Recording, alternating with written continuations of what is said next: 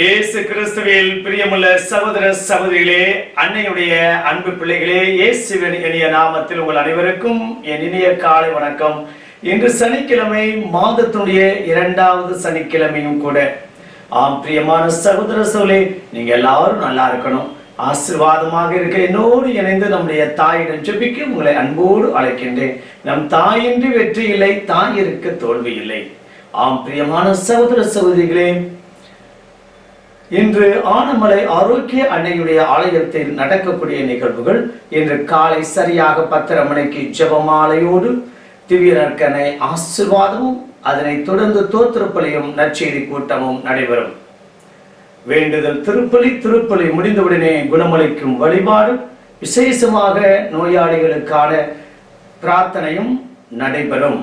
அதனைத் தொடர்ந்து அன்பின் விருதிலும் நீங்கள் அத்தனை பேரும் பங்கேற்று மிகுதியான இறை ஆசிரோடு இல்லம் செல்ல ஆனமலை ஆரோக்கிய அன்னையுடைய ஆலயத்திற்கு வருகை என அன்போடு அழைக்கின்றோம்.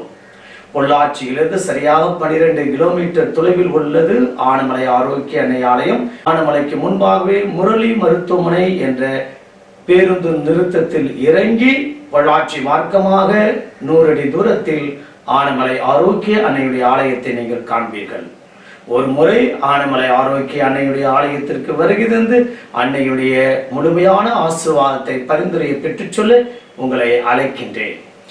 பிரியமான சகோதர சகோதரிகளே, இன்று நடக்கக்கூடிய அத்தனை நிகழ்வுகளை உங்களுக்காகவும், உங்கள் குடும்பத்தாருக்காகவும், பிள்ளைகளுடைய படிப்பிற்காகவும், தொழிலுக்காகவும், முயற்சி காரியங்கள் சிறப்பான விதத்தில் வர இருக்கக்கூடிய டிஎன்பிஎஸ்சி தேர்வு எழுதக்கூடிய அத்தனை நபர்களுக்காகவும் விசேஷமாக ஜெபிக்கின்றோம். நீங்கள் அத்தனை பேரும் நல்ல முறையிலே தேர்வு எழுதி அரசு ஊழியர்களாக மாற உங்களோடு இணைந்து நானும் ஜெபிக்கின்றேன். ஆனால் அதற்குரிய முயற்சியும் பயிற்சியும் நீங்கள் கண்டிப்பாக எடுத்துத்தான் ஆக வேண்டும். நீங்கள் கண்டிப்பாக எடுத்திருப்பீர்கள். பல நிலைகளில் தகுதி தேர்வுக்குரிய முன் தயாரிப்பு தேர்வு எழுதி கொண்டிருப்பீர்கள். நிறைய இடங்கள் மையங்களில் நீங்கள் பயிற்சி பெற்றிருக்கக்கூடும். ஆனால் இந்த நாட்களில் அதற்கு நாம் பதிவிறக்கம் செய்ய வேண்டும், விண்ணப்பிக்க வேண்டும். அதை மறக்காமல் செய்ய உங்களை அன்போடு வேண்டுகிறேன். பிரியமான சகோதர சகோதரிகளே, இப்படியாக பலதரப்பட்ட வேண்டுதலோடு விண்ணப்பத்தோடு வந்திருக்கக்கூடிய அத்தனை நபருடைய வேண்டுதல்களையும் ஆனமலை ஆரோக்கிய அன்னையுடைய பாதத்துல சமர்ப்பிக்கின்றேன். இன்று நாளில் நடக்கக்கூடிய திருப்பலியில விசேஷமா உங்களுடைய கருத்துக்களுக்காக, வேண்டுதலுக்காக நான் ஒப்புக் கொடுக்கின்றேன். மீண்டும் ஒரு முறை நீங்க எல்லாரும் நல்லா இருக்கணும். இந்த நாளை உங்களுக்காக ஆனமலை ஆரோக்கிய அன்னையிடம் சமர்ப்பிக்கின்றேன். டோமினிக் லபீரே என்ற புகழ்பெற்ற எழுத்தாளர் கல்கத்தா நகரை வைத்து தி சிட்டி ஆஃப் ஜாய் என்ற புத்தகத்தை எழுதினார். அவர் இவ்வாறாக கூறுகிறார், ஒரு முறை அவர் கல்கத்தா நகரில் இருக்கக்கூடிய ஒரு தெருவில் நடந்து சென்றாராம். 16 வயது மதிப்புள்ள ஒரு பெண்மணி வயல்வெளியில் வேலை செய்து களைப்போடும் சோர்வோடும் தள்ளாடி நடக்கக்கூடிய நிலையை பார்த்து தான் வைத்திருந்த ஒரு பிஸ்கட்டை அந்த சோர்ந்து தளர்ந்திருக்கக்கூடிய அந்த பெண்மணியிடம் கொடுத்தாராம். அவருக்கு வாழ்க்கையில மறக்க முடியாத நிகழ்வை கண்டேன் என்று கூறுகிறார். அந்த பெண்மணி அந்த ஒரு பிஸ்கட்டையும் தான் சாப்பிடாமல் அந்த தெருவில் இருக்கக்கூடிய வயிறொட்டிய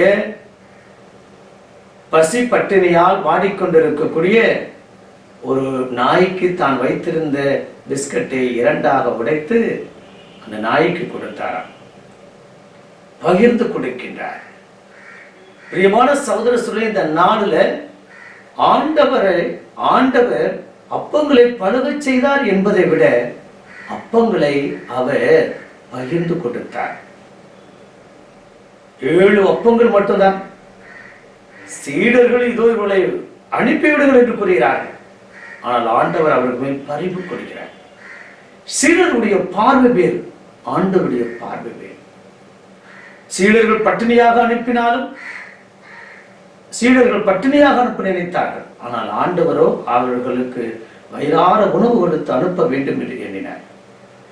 பிரியமான சகோதர சகோதரிகளே, நிறைய நேரங்களில் பகிர்வு இல்லாத காரணத்தினாலே இன்னும் வறுமையும் ஏழ்மையும் பட்டினியும் பசியும் நம் நாட்டில நிலவச் செய்கின்றது.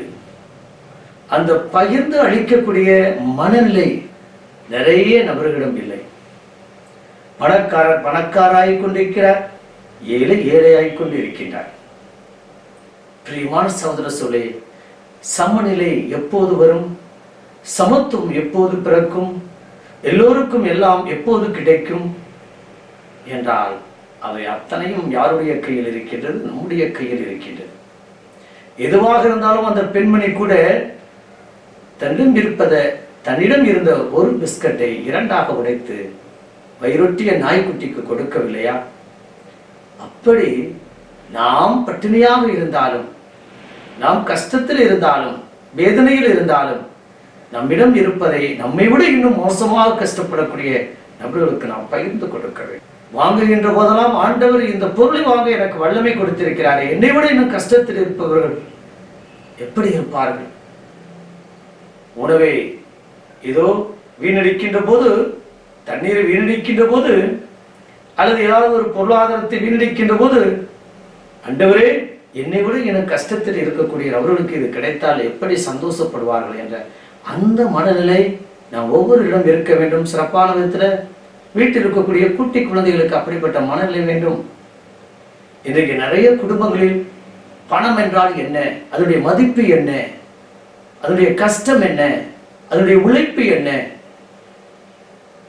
அல்லது பட்டினி வறுமை இவரெல்லாம் நாம் பிள்ளைகளுக்கு சொல்லித் தருவதில்லை. நாம் கஷ்டப்பட்டாலும் கடனை உடனே வாங்கி கூட பிள்ளைகள் நன்றாக இருக்க வேண்டும் என்று நினைக்கின்றோம்.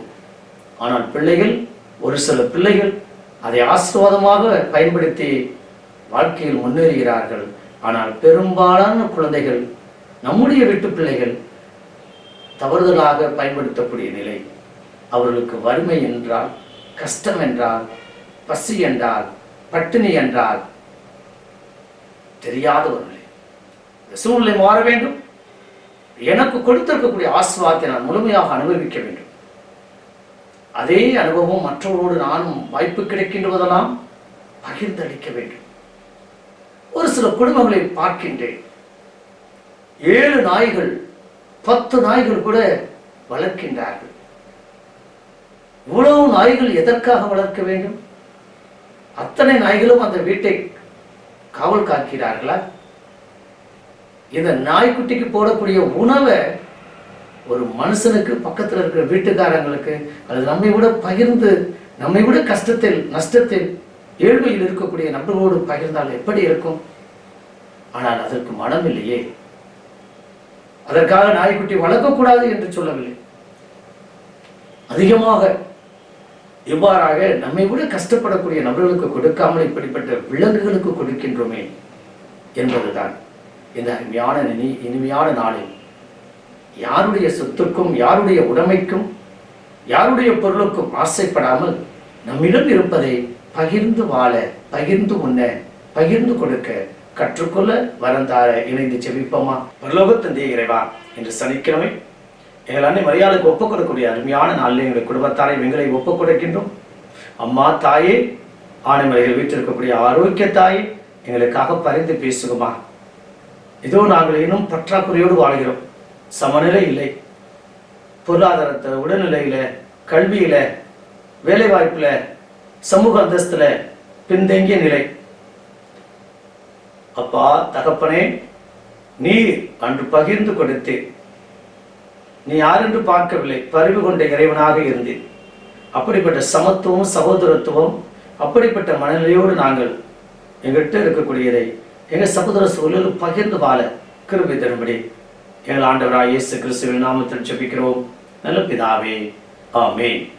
மரியே வாழ்க, மரியே வாழ்க.